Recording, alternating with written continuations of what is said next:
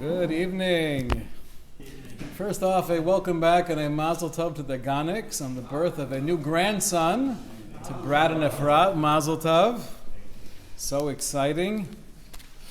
And a welcome to the Merlings who are actually here. This is their date night and they're choosing to spend it to come and learn Torah. That's very impressive. Very impressive. The topic this evening is Lag BaOmer. We'll be discussing briefly Rebbe Akiva and the strength of a wife. And that's why all the husbands are here this evening, to know what to tell their wives they need to be doing better.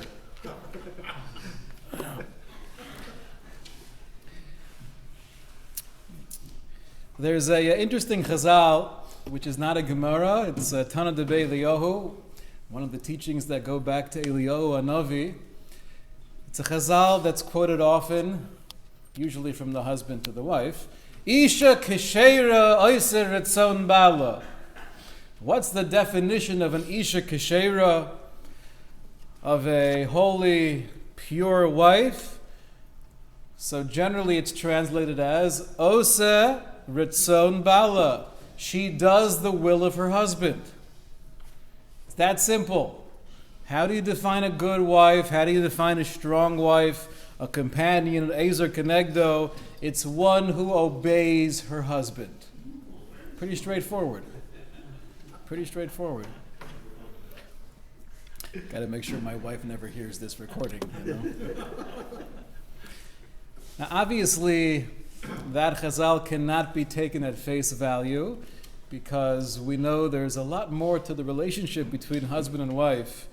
And there's a lot more that defines an Isha Kesheira more than obeying or listening to her husband.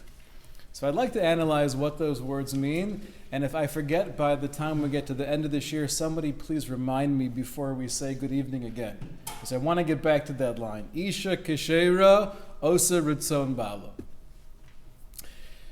We know that the mourning we observe during the 33 days of the Omer is based on the famous story of Rebbe Akiva, and there are many famous stories within this discussion, and therefore it's always hard to actually stay engaged, because once I've heard something before, the natural reaction is, when I'm hearing that same Gemara again in Yevamos and Daf Samach Beis, and the same story of Rebbe Akiva and the daughter of Saba Kavua, I do this.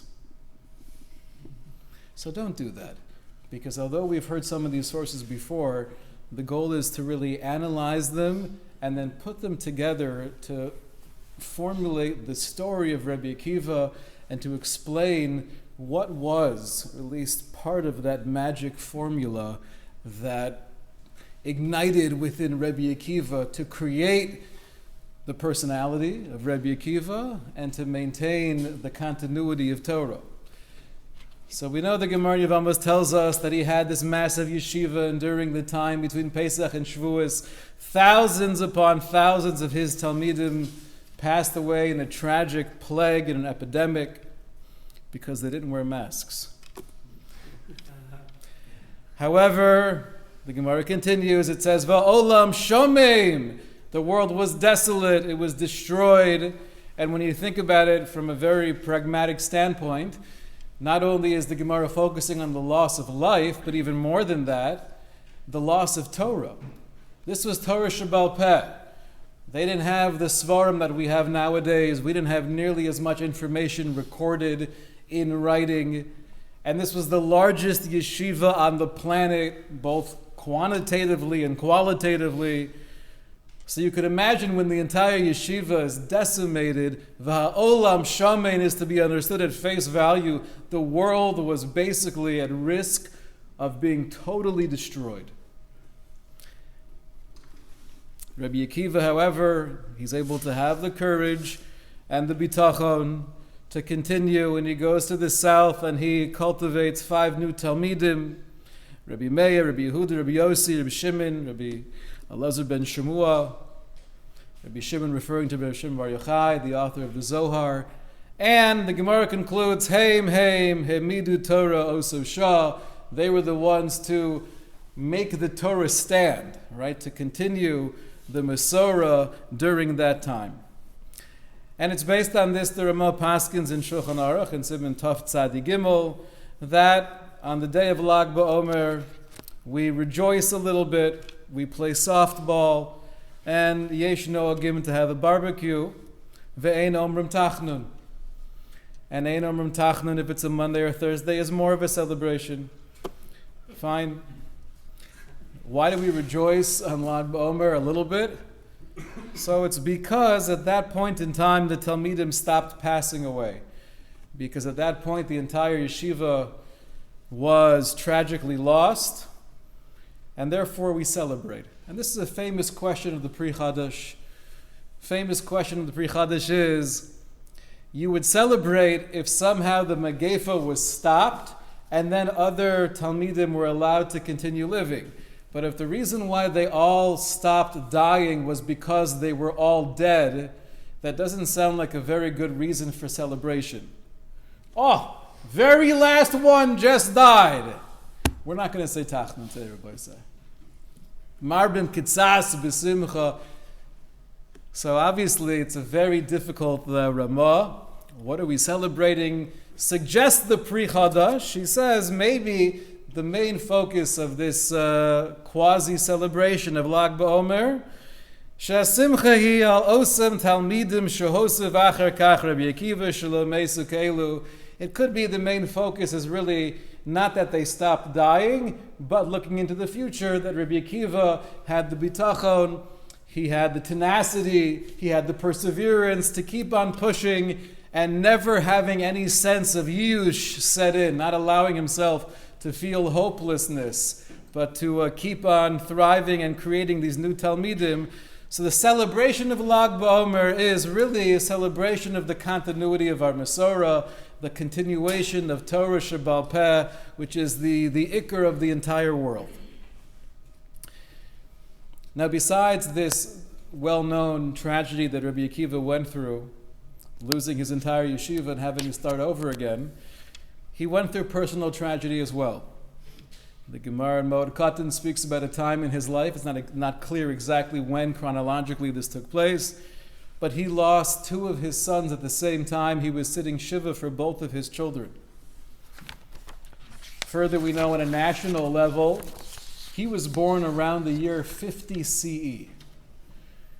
Not the best time to be born if you were to choose a time and place. So basically, when he was 20 years old, he lived through the Churban Bayis Sheni. He experienced the destruction of the second Beis Hamikdash. He experienced the exile of hundreds of thousands of Jews, the murder of hundreds of thousands of Jews. He basically lived through the Holocaust. And then decades pass, and we have the revolt of Bar Kokhba, and we have the hope of Beitar, and he was very involved with that movement to the point where the Rambam tells us that Rabbi Akiva and other Gedolim of that time were of the opinion that Bar Kokhba was the Mashiach, and they had this very strong anticipation that the Geula was literally around the corner. Until that tragic day came, Ad Shenerag Ba'avonos, Bar Kokhba was killed in battle, and at that point, Kevan Shenerag, once he was dead, Noda Lehem She'eno, it became clear that he was not the Mashiach. It seems, based on this Rambam, that once somebody passes away, we no longer assume they are Mashiach. His greatness in Torah was unparalleled. And that's the famous Gemara in Menachos where Moshe Rabbeinu is shown this glimpse into the future. He's actually taken in a time machine to see Rabbi Akiva teaching his Talmidim, and the depth and the brilliance and the creativity of his darshaning. It was to the point where it says Moshe Rabbeinu was cholish daite. He had a sense of chalishas hadas. He was taken aback. He was overwhelmed by the magnitude of the grasp of Torah that Rabbi Akiva possessed. And it wasn't just in the realm of the revealed Torah, it was also within Nister, within the hidden Torah. That's the famous Gemara in Chagiga that says that we had Arba Nichnesu B'Pardes, Four of the great Tanaim entered together into the orchard. Into the orchard is a reference to dangerous, deep, Kabbalistic study. And out of all four of these great personalities, it was only Rabbi Akiva Yatza B'Sholom. He was able to come out of the intensity of that exploration whole, and he was unscathed by it. The other three were impacted forever. Probably the most famous story we've heard before of Rabbi Akiva is the water dripping on the rock. And this seems to be how the Avos Reb Nosson describes his haschala, his beginning, his initial desire to learn Torah. It has the whole background that he was 40 years old, and up until that point in life, lo shana klum. Literally that means he didn't learn anything. Lo shana klum. So we assume by the time he was 40, he was an Am Oretz Deraisa, he was an ignoramus, he didn't know anything. And then he has this strange experience. Not the type of experience that you would classify as mystical. Many years ago, before I became computer literate, I would go every Friday to the FedEx, and I would bring in with me about 25 svarim, and I would be there for 2 hours Friday afternoon making photocopies and cutting and pasting. I got really good at cutting and pasting. To the point where I knew everyone's name and they knew me, and I would walk in, hey, how are you? John, how's it going? So there was one Friday I was running later than usual, and I'm standing there frantically by the machine and trying to copy and enlarge, and this older lady comes walking up to me very slowly with the big binder. And I could smell there was something here. So I say, hi, good afternoon. And she says, can I share with you my portfolio? I'm like, no way. Yeah, it's like 4:30. I have a lot to do. I'm like, I'm very intrigued, but the truth is I'm actually working. I have to run home in like a half hour. She's like, can I just show you a couple of quick pictures? So how do you say no to a nice old lady? So I said, sure. She starts opening the page and she's showing me the picture of the clouds and the sky. This cloud over here, you see what that is? I said, it looks like a cloud. I said, no, that's Mother Mary. And when she came to me, can I just tell you a story about how I felt? At that point, I had to say, you know what? I would love to hear more, but I really got to finish up. Hatzlacha, bracha v'hatzlacha. And I had to gracefully go the other direction. Lahavdil, this was not Rabbi Akiva's experience. It wasn't a mystical feeling of the clouds and the formation. It was just the water on the rock, and him coming to this internal conclusion, hey, if water, which is soft, can do this to the hard rock, it must be the Torah, which is mamish, so powerful, of course that could penetrate my heart and soul. And at that point, Avos Reb Nosson says, that was his initial inspiration. And miyad chazer lilmud Torah. Immediately, chazer lilmud Torah. Chazer means he went back to learning Torah. So it's kind of confusing, because in one hand, he was 40 years old, lo shana klum. He didn't learn anything. But then it's telling us he went back to learning, which obviously implies that he was involved with learning beforehand. So it seems like, and we have this from other sources, that he was involved with learning, but he was turned off. He lost his interest. He felt rejected by his experience of learning to the point of lo shana klum. Right? He was like in high school. Lo shana klum. Nothing was happening, although he was somewhat involved. Only after this inspirational experience, then miyad chazer lilimudo. Immediately he went back to his learning, and we know famously he went together with his son. They found one of the Melamdei Tinokos, one of the teachers of small children, and Rabbi Akiva said, Rebbe Lamdeini Torah. And he sat down together with his child, with a whole bunch of other kids likely, And they learned from the very beginning, Aleph Beis, and then Chumash, and then Mishnah, Ad Shalamed Kola Torah Kula, until the point where he was able to master the entirety of Torah. Then he went to Rabbi Eliezer and Rabbi Yeshua, who were two of the Gedolim of that time, and he said, please, Pischu li tam Mishnah, teach me the reasoning behind the Mishnayos, which is basically what we call Gemara. Teach me Gemara. So as soon as they would teach him one halacha, halach v'yashiv lo beino lebein atzmo, which is parenthetically a very powerful insight. How are you kona Torah? How does one really acquire the wisdom of Torah? If we're just blitzing through things to cover ground, to feel a superficial sense of accomplishment by going through a lot of material, that will never result in a real kinyan HaTorah. Rabbi Akiva was able to learn Kol HaTorah Kula because when he heard something, he integrated it. Holach v'yoshev lo beino lebein atzmo. He thought about it. He processed the information. I assume included in this is he reviewed the information and he made it part of himself. If he was involved with learning, though, initially when he was younger, why did he leave learning?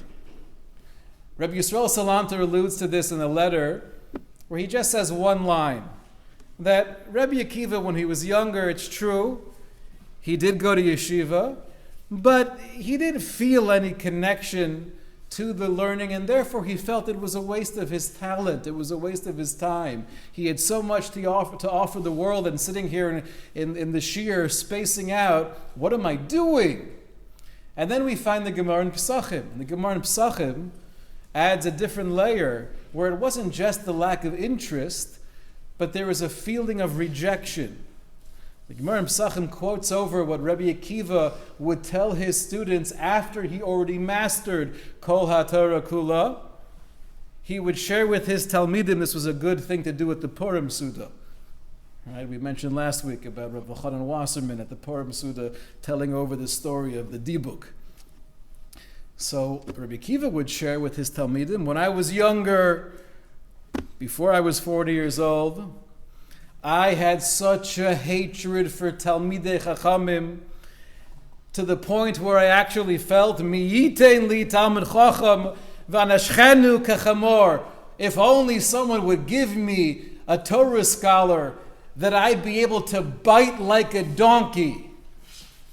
And the Talmidim asked the obvious question, why the analogy of a donkey? Usually you would say bite like a dog. That's much more of a normal metaphor. And the response of Rabbi Akiva was, no, because when a dog bites, it doesn't break bones.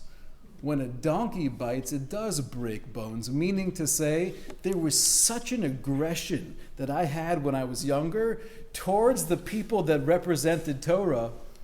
I wanted to bite them and break their bones. Now, where did that come from? That would almost give an indication that he must have been a really grubba, mean, ill-natured type of person. But we know that's not who he was. We're going to see in a moment the reason why the daughter of Kalba Sabua was so intrigued and interested in Rabbi Akiva is because she saw how refined he was, how modest he was.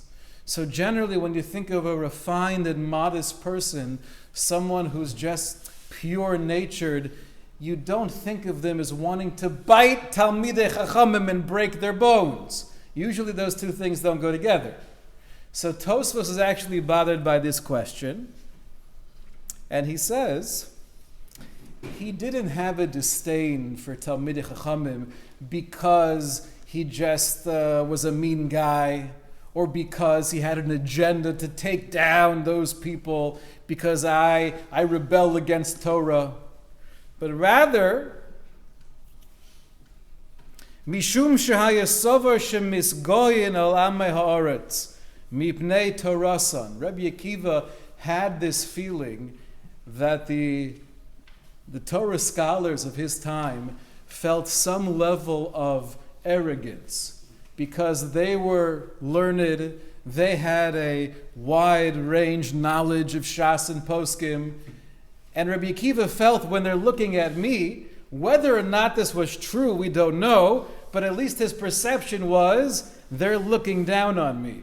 There's a holier-than-thou type of interaction, and that created such a feeling of sinna, such a resentment, which is also a very interesting insight, that whenever I feel you're not respecting me for where I am or who I am, and I get the sense that you're looking down on me, it's very natural, even if you're a great person, to feel a really strong resentment. When we read the Gemara in Ksubis that speaks about the initial meeting of the daughter of Kalba Savua. Who was Kalba Savua? So people don't actually realize this, but he was on the Knicks in the 1970s. Right? The Knicks who just, I hear, fell out of the running. Aleichem Ashalom. Kalba Savua, before he joined the Knicks, he was actually a very wealthy real estate type of person, and he had land and animals, and he was very influential. And the Gemara relates that Rabbi Akiva was one of the shepherds, one of the many shepherds that worked for Kalba Savua, and there was one moment in time where the daughter, her name is not mentioned here, but we know from the Masorah her name was Rachel, that Rachel saw Rabbi Akiva Tahavit Tzniya Mali. And the two attributes that she picked up on were Tzniya, he was modest, Umali, and he was refined. And therefore, she approaches him and says, how would you feel about making a deal? I'll allow you to marry me if you agree to go off to yeshiva and learn Torah. And his response from the Gemara, it sounds like it was pretty much an immediate reaction. He said, yes, okay. They didn't shake on it yet, but he nodded his head and he said, yes, I agree. They wanted to keep this a secret from her father, Kalba Savua, because he only was interested in her dating real Talmidei Chachamim. Not Amaratzim, people who knew nothing, people who were described by the Avos Reb Nosson as Lo Shona Klum. He didn't learn anything. So they tried hiding it from her father, but he found out. He was very angry, very disappointed in the choice that his daughter made, and he basically said, I want nothing to do with you, and I'm making a neder, I'm taking a vow that you can't benefit from any of my property. So you're going to have to fend for yourself. Hatzlacha, good luck. Rabbi Akiva goes off to yeshiva, and the story in the Gemara in Ksubis continues. And here we have a line that needs to be in the introduction of every sefer. There's probably some unspoken rule that whenever you're writing a sefer and you're introducing it, and you're thanking people, thou shalt quote this line, otherwise you're not Yotzei writing a sefer. What is the line that everyone quotes? It's based on this Gemara, where after many years, Rabbi Akiva comes back, and Rachel hears about the fact that he's on his way. He's coming back with his Talmidim.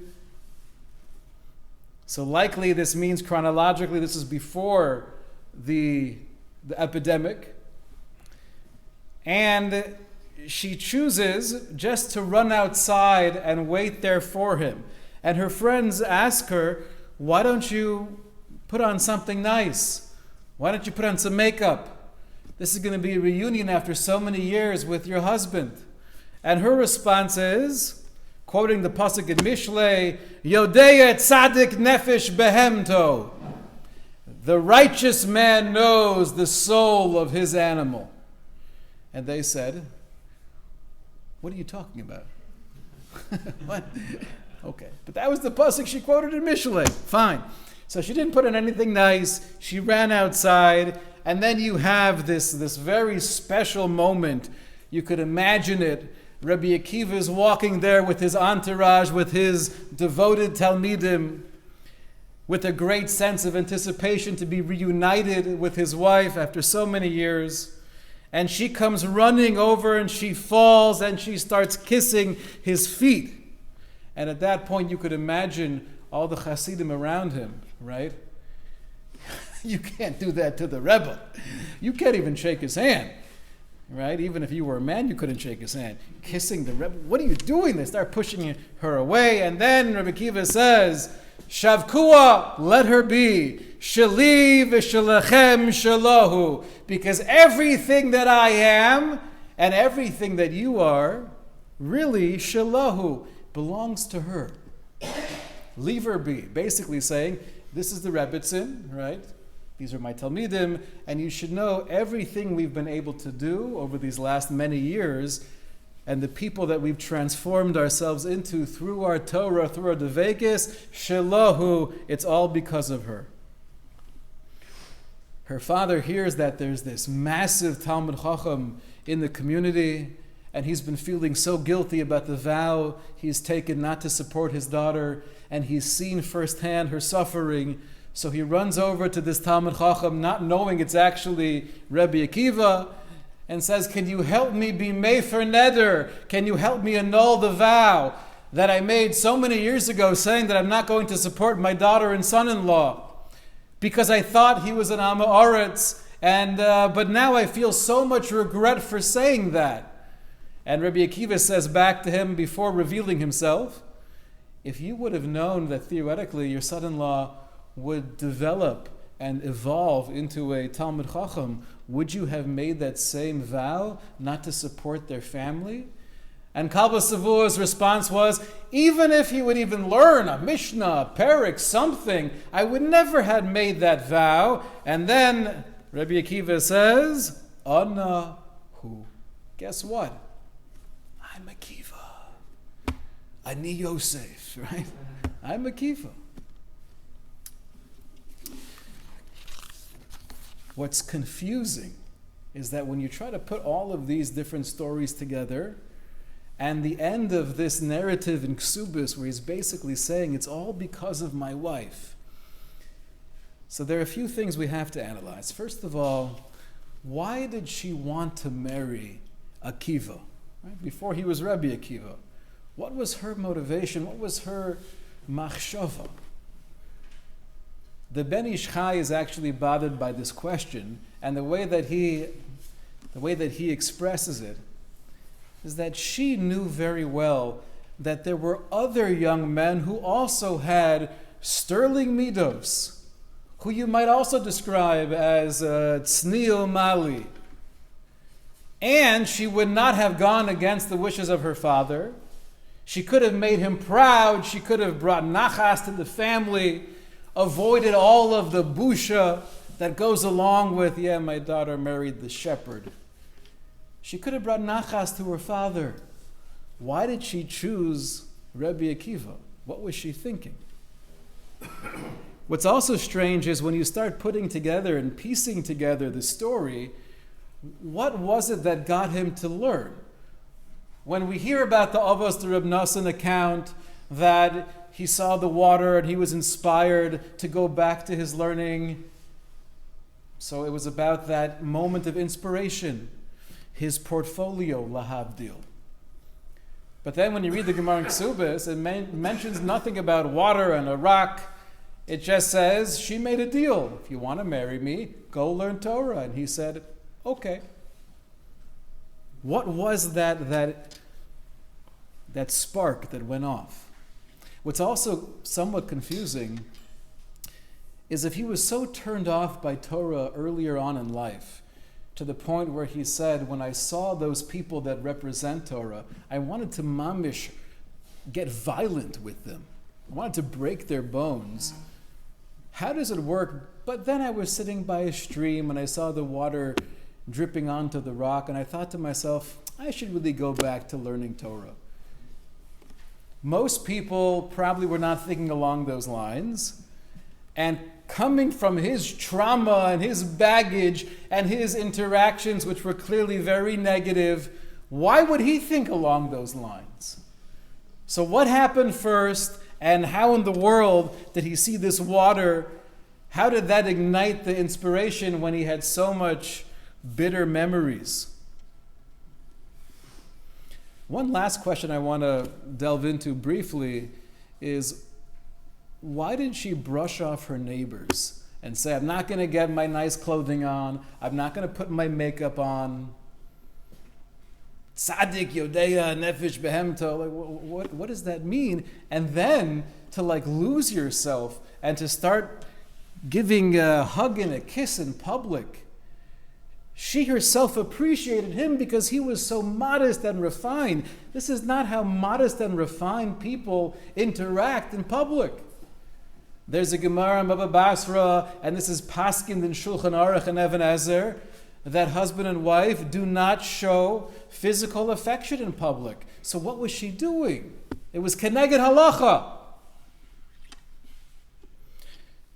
So the Ben Yoyada, the Ben Ish Chai, basically fills in some of the missing gaps of the story in an incredible way.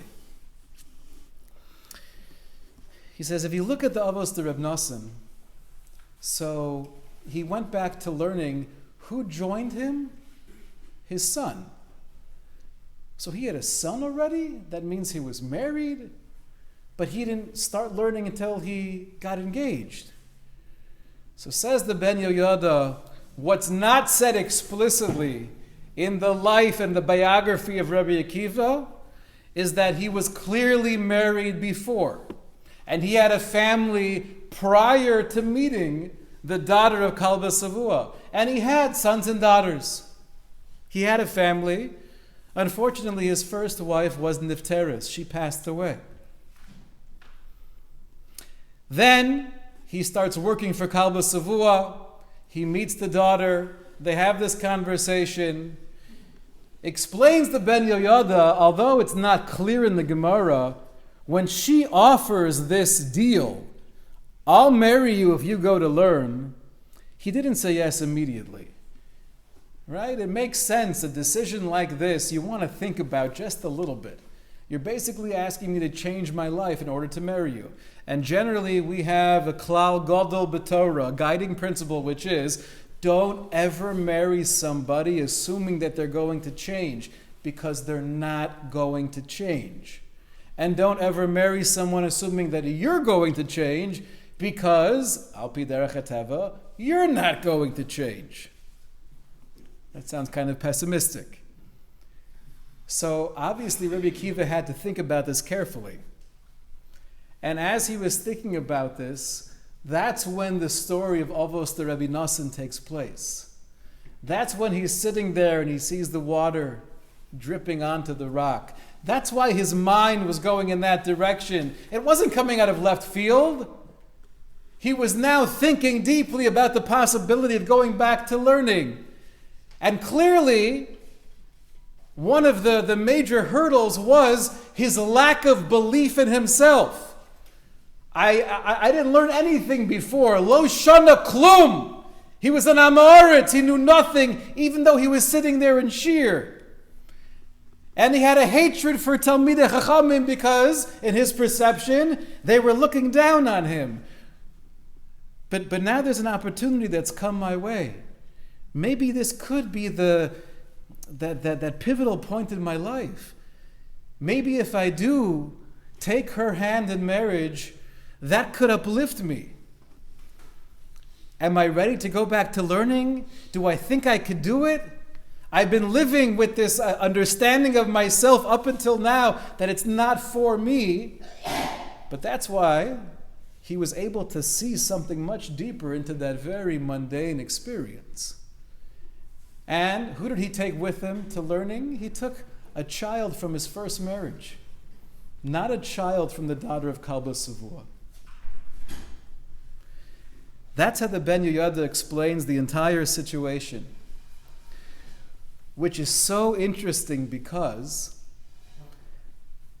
we had a question, how can she just go out and not care about her physical appearance, just go and give a hug and a kiss? Where's the tznius? Says the Ben Yoyada. I want to read to you these words. Ahavaso imi avas nefesh, what she was telling her friends and neighbors. by quoting that verse in Mishlei is that you don't understand the relationship that we have.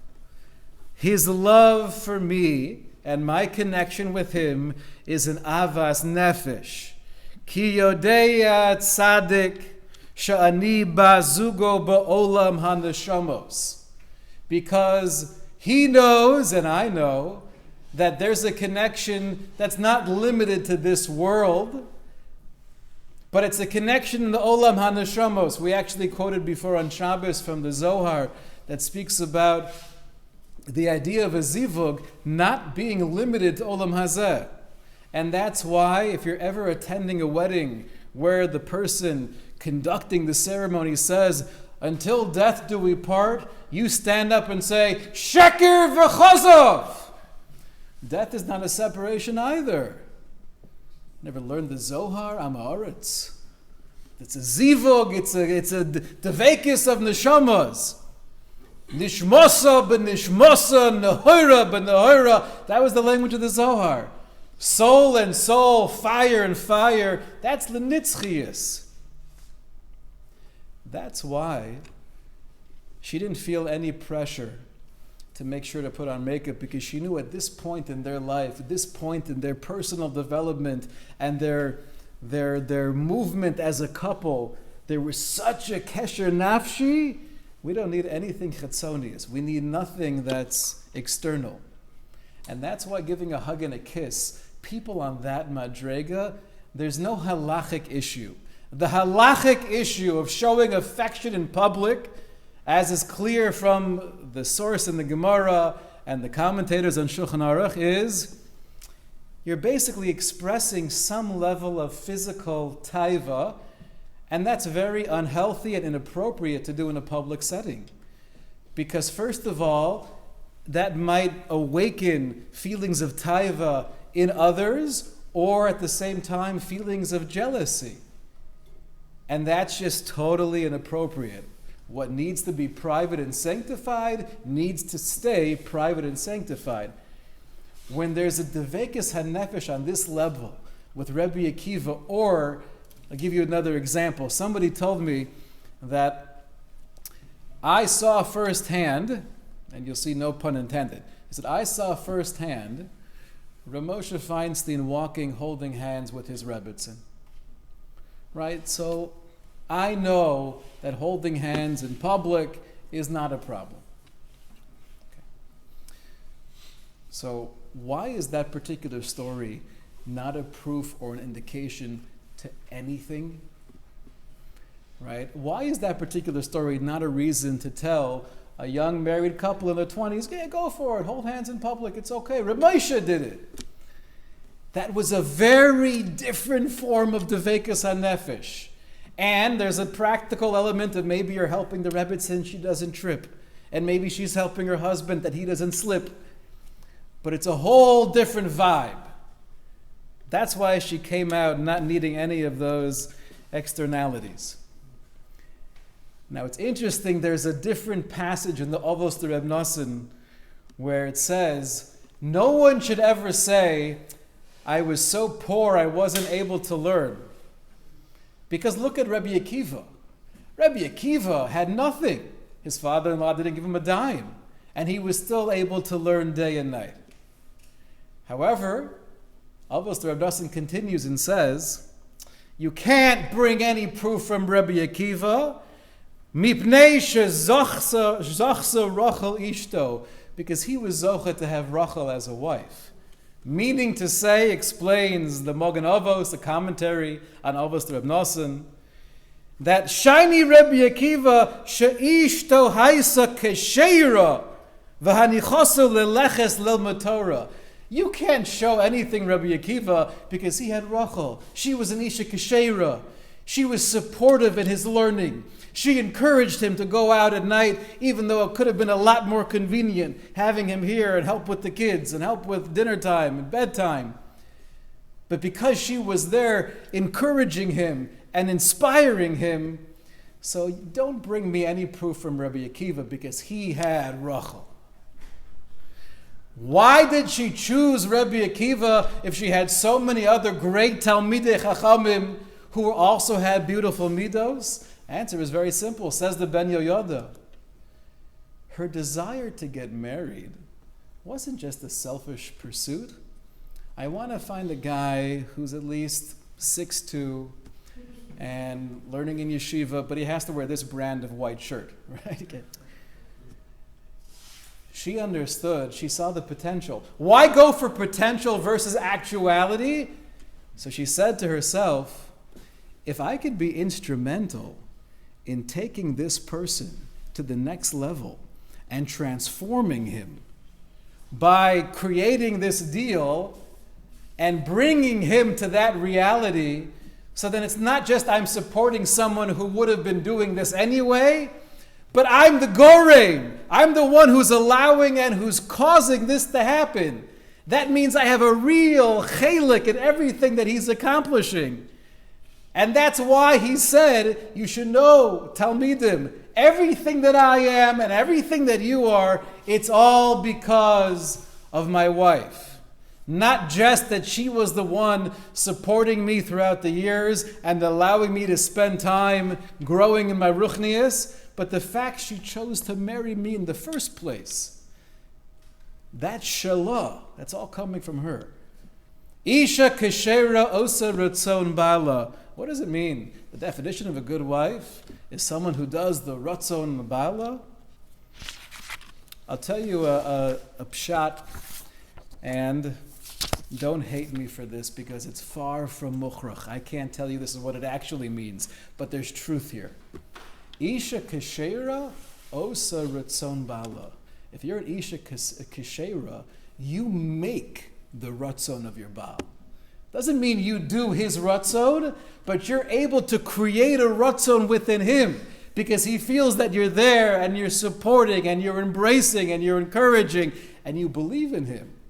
Isha keshera osa ratzon bala. You could create that ratzon towards ruchnius. You could enhance and intensify that desire to come closer to Torah when an Isha keshera, when one's wife not only allows or puts up with the fact that he's doing something in ruchnius, but you could create that ratzon by being the goreim, by being the cause, by being his inspiration. Shkoyach.